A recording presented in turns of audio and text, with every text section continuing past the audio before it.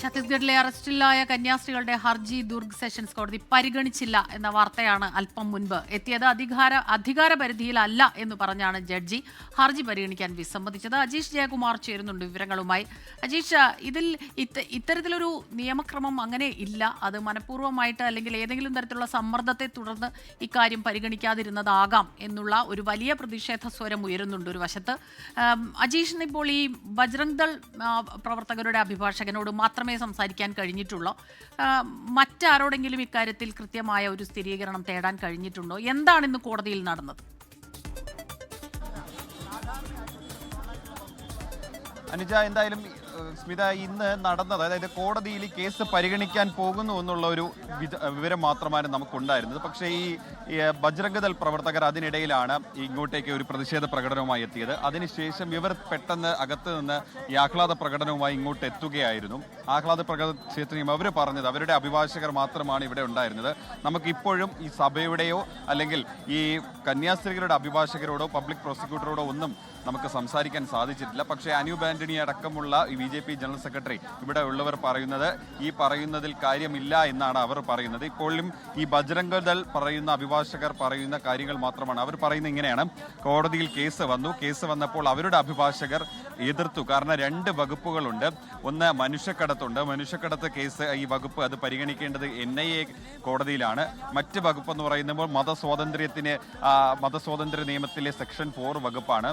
ആ വകുപ്പ് പരിഗണിക്കേണ്ടത് ഹൈക്കോടതിയാണ്. ഇത് സെഷൻസ് കോടതിക്ക് ഈ അധികാരമില്ല എന്നൊക്കെയാണ് ഇവരുടെ അഭിഭാഷകർ പറയുന്നത്. ഇത് കേട്ട ഉടനെ അതിനുശേഷം ഈ കേസ് തള്ളി, അത് ഇവിടെയല്ല പരിഗണിക്കേണ്ടത് എന്ന് പറഞ്ഞ് കേസ് തള്ളി എന്നാണ് ഈ അഭിഭാഷകർ പറയുന്നത്. അതിനുശേഷം ഇവരുടെ ആഹ്ലാദ പ്രകടനം നടത്തി. ഇത് മാത്രമാണ് ഇപ്പോൾ ലഭിക്കുന്ന വിവരം. യഥാർത്ഥത്തിൽ എന്താണ് കോടതിക്ക് അകത്ത് സംഭവിച്ചത്, എന്തൊക്കെ വാദങ്ങൾ നടന്നു, അല്ലെങ്കിൽ പ്രോസിക്യൂഷൻ എതിർത്തോ, അല്ലെങ്കിൽ ഈ കന്യാസ്ത്രീകളുടെ അഭിഭാഷകർ എന്താണ് പറഞ്ഞത്, ഇതൊന്നും പ്രതിഭാഗം അഭിഭാഷകർ എന്താണ് പറഞ്ഞത്, ഇതൊന്നും നമുക്ക് ഇതുവരേക്കും വ്യക്തത വന്നിട്ടില്ല. അതിന്റെ പ്രതികരണം നമുക്ക് ലഭിച്ചിട്ടില്ല. അതുകൂടി ലഭിച്ചാൽ മാത്രമേ കോടതിക്കകത്ത് എന്താണ് നടന്നതെന്ന് നമുക്ക് വ്യക്തമാവുകയുള്ളൂ. ഇപ്പോഴും ഈ കോടതിക്ക് മുന്നിൽ, ഈ സെഷൻസ് കോടതിക്ക് മുന്നിൽ ഈ ബജ്രംഗ് ദൾ പ്രവർത്തകർ ഇവിടെ വലിയ ആഹ്ലാദ പ്രകടനമൊക്കെ നടത്തി ഇവിടെ തമ്പടിച്ച് നിൽപ്പുണ്ട്. അവരെന്തോ വലിയ വിജയം നേടി എന്നുള്ള രീതിയിലാണ് ഈ പ്രതികരണങ്ങളൊക്കെ നടക്കുന്നത്. നമ്മളിപ്പോൾ ഇവിടെ ഉണ്ടായിരുന്നവരോട് ചോദിക്കുമ്പോൾ ഇങ്ങനെയാണ് പറയുന്നത്: ഈ ബിലാസ്പൂരിലുള്ള ഹൈക്കോടതിയിലേക്ക് പോവുക, അവിടെ തന്നെ NIA കോടതിയുണ്ട്, അവിടെ തന്നെ ഹൈക്കോടതിയുണ്ട്, അവിടേക്ക് പോകാനായിട്ട് ഈ കേസ്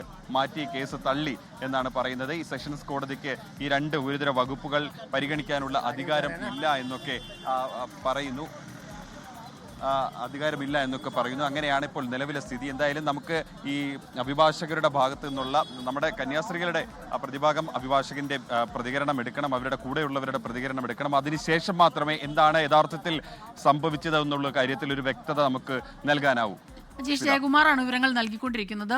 ഈ അജീഷ്, ഈ മനുഷ്യക്കടത്ത് ഉൾപ്പെടെയുള്ള വകുപ്പ് അത് വളരെ ഗുരുതരമായ വകുപ്പാണ്. ഇത്തരത്തിലൊരു വകുപ്പ് ചുമത്തേണ്ട ആവശ്യം അവിടെ ഉണ്ടായിരുന്നില്ല. അതങ്ങനെ ചുമത്തി. അതിൽ വലിയ രീതിയിലുള്ള പ്രതിഷേധം, അതിലൊരു നീതി നിഷേധമുണ്ട്. എല്ലാവരും ഒറ്റക്കെട്ടായി നിന്ന് ഇക്കാര്യത്തിൽ പ്രവർത്തിക്കണം. അതൊരു ക്രൈസ്തവ സഭയുടെ മാത്രം പ്രശ്നമായി കാണരുത്. രാജ്യത്തിൻ്റെ ഐക്യത്തിനെയും അഖണ്ഡതയെയും തന്നെ തകർക്കുന്ന ഒരു വിഷയമായി തന്നെ വേണം ഇതിനെ കാണാൻ എന്നാണ് സഭയിൽ നിന്നുള്ള ഓരോ പ്രതികരണങ്ങളെല്ലാം തന്നെ എത്തിയത്. ഇന്നിപ്പോൾ പാർലമെന്റിൽ വലിയ രീതിയിൽ പാർലമെന്റിന് മുന്നിൽ MP-മാർ പ്രതിഷേധിക്കുന്നത് നമ്മൾ കണ്ടതാണ്.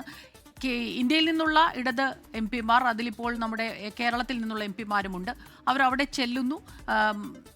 ഇന്നലെ അവർക്ക് കാണാൻ കഴിയുന്നില്ല. ഇന്ന് കന്യാസ്ത്രീകളുമായി സംസാരിച്ചപ്പോൾ നമുക്ക് അറിയാൻ കഴിഞ്ഞത് അവരെ വളരെ മോശമായാണ് അവിടെ പരിഗണിച്ചത്. അവരെ അധിക്ഷേപിക്കുന്ന സാഹചര്യമുണ്ടായി. അവരുടെ ആരോഗ്യം മോശമാണ്. എത്രയും പെട്ടെന്ന് തന്നെ ജാമ്യം ലഭിക്കുക, അല്ലെങ്കിൽ ജാമ്യാപേക്ഷ പരിഗണിക്കുക, അതാണ് ഏറ്റവും പ്രധാനപ്പെട്ട അടുത്ത നടപടി എന്ന് പറയുന്നത്. അത് നടക്കുന്നില്ല എന്നുള്ളത് വളരെ ദൗർഭാഗ്യകരമാണ്. ഇപ്പോൾ ജയിലിന് മുന്നിൽ നിന്നാണ് അജീഷ് ജയകുമാർ വിവരങ്ങൾ നൽകിക്കൊണ്ടിരിക്കുന്നത്. ബജ്രംഗ് ദൾ പ്രവർത്തകർ അവിടെ വലിയ ആഘോഷിക്കുന്നുണ്ട്. വലിയ രീതിയിലുള്ള ആഘോഷം അതവിടെ നമുക്ക് കാണാൻ കഴിയുന്നുണ്ട്. അവരുടെ അഭിഭാഷകൻ തന്നെയാണ് ഇക്കാര്യം പങ്കുവച്ചത്. കേസ് അവിടെ പരിഗണിച്ചില്ല. അത് സെഷൻസ് കോടതിയുടെ പരിഗണനയിൽ അധികാര പരിധിയിലുള്ളതല്ല. അതുകൊണ്ട് ബിലാസ്പൂരിലെ NIA കോടതിയിലേക്ക് ഈ കേസ് പോകും. അവിടെയാണ് ജാമ്യാപേക്ഷ പരിഗണിക്കേണ്ടത് എന്നുള്ള വിവരങ്ങളാണ് ഇപ്പോൾ നമുക്ക് ഏറ്റവും പുതുതായി ലഭിക്കുന്നത്.